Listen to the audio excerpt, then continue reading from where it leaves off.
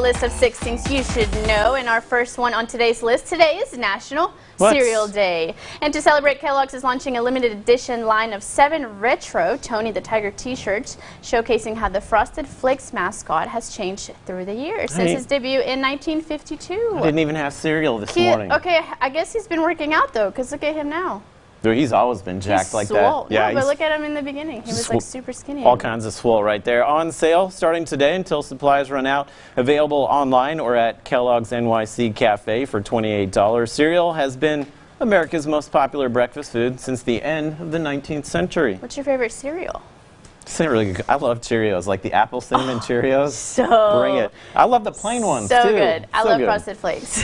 Yeah, can't beat them. And second on our list is a new Harvard study that suggests quitting smoking is worth it for people with diabetes, even if they gain some weight. Yeah, researchers tracked the long-term health of over 10,000 diabetic men and women. People who quit smoking but gained weight had no greater risk of heart attack or stroke than those who continued to smoke, but the risks were even lower for people who quit smoking without gaining weight. And number 3 on our Thursday list says eating a heart-healthy diet may also benefit your mind. A new study followed more than 2,600 young adults for 30 years. Yeah, those who ate more fruits, vegetables, nuts, and fish, and less red meat, dairy, and alcohol had better brain function in middle age. In fact, people who stuck to a bad diet were 46% less likely to have poor thinking skills than those who did not. I eat a lot of fruit. Yeah, and fish. That's it. Tuna counts, right? I think so. Maybe. Can tuna? Yeah. And our number 4 is another new study that reveals exercise, especially strength training, could help prevent type 2 diabetes. Yeah, 100 older adults with prediabetes were assigned to either aerobic exercise, strength training, or both for 2 years. Yes, and they were all less likely to develop diabetes than patients who were sedentary, but researchers found strength training alone was just as effective as Aerobic. You got it. Exercise. And number 5 is a young girl from Oklahoma who makes medical history by becoming the first recipient of a kidney transplant performed by a robot. Yeah, Jolene Cheney tells us more. Why are you getting a kidney transplant? Because I'm going to Disneyland. If only life were as innocent as it is through the eyes of a child. I named my kidney Rocket Blaster. I just thought of it. Lainey was born with a rare genetic disorder, and it's got a name too. MPGN, or membranoproliferative glomerulonephritis. So it's a type 1. There are different types. The symptoms just as unusual as the name. Lainey wasn't acting like herself, so her mom took her to the doctor for blood work.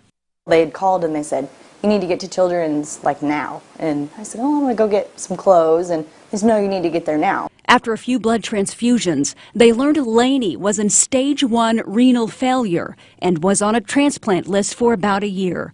Until Lainey underwent Oklahoma's first robotically assisted kidney transplant.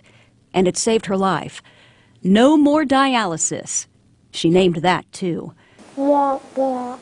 She called it womp womp because that was the sound the machine made, womp womp. So when we told her she'll get a kidney and she said, now will womp womp go away? Lainey's surgery, similar to this one, went perfectly. The robot controlled from a distance, dissecting, dividing, tying, stapling, and removing the kidney from the adult donor and placing it inside Lainey. We had a big kidney in a little small 15-kilogram child, which we had to find place for, and without snag, it just fit just right. We found a place to put it. As you know, we don't take out the old diseased kidneys. We have to find new place for it. So the extra kidney was placed on the right side, and right from the time it went in, it was like a match. From the start. Without it, Lainey may not have beaten the odds. That Disneyland trip is now a go. Lainey wants to meet Minnie Mouse. The Make-A-Wish Foundation is going to see to that.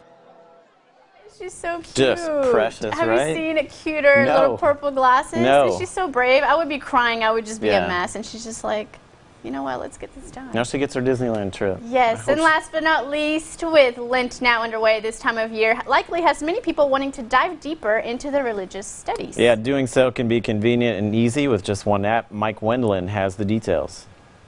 The eSword LT Bible Study to Go app offers Bibles, commentaries, dictionaries, and more. The interface easy, allowing powerful searches. It has scripture references and reading plans to help you grow your knowledge of the Bible. It comes with several Bibles that can be accessed without a connection to the internet. Once you install them, it's $2.99 for iOS. Fighter Verses is designed to help believers persevere in what the app developers call the fight of faith. Designed for children through adults, it develops memorization skills and comes with more than 1,000 preloaded verses. It uses unique quizzes to help users learn. It's $2.99 for iOS and Android. The simply named app called Bible offers more than 1,000 Bible translations in nearly 800 different languages. You can add images, highlights, bookmarks, and public or private notes. It also features audio options as well as hundreds of plans to help users study as they see fit. The app is free for iOS, Android, and Amazon Kindle. Are you thinking there may be a place on your smartphone for one of those apps, but you'd like to check it out a little bit more? Not a problem. Just go over to my PC Mike Tech blog. There's my address on your screen. I built in a direct link to everything you just saw. Till next time, I'm PC Mike Wendland for NBC News. So it's like for 40 days. Josh and I are sitting here thinking, what would we give up for Lent if we were going soda? to give something up? No. Can't give up soda. Maybe carbs? I could probably give up soda. I don't drink much as it is. Maybe like one Dr. Pepper every few weeks. That's it. But it is for like 40 days. Yeah. Well, I don't know. I'm going to have to think about that. Yeah. Give me to the end of the show. I might have a little something. Maybe something. And don't go anywhere. We're gearing up for the biggest wellness event in the community. Stay with us.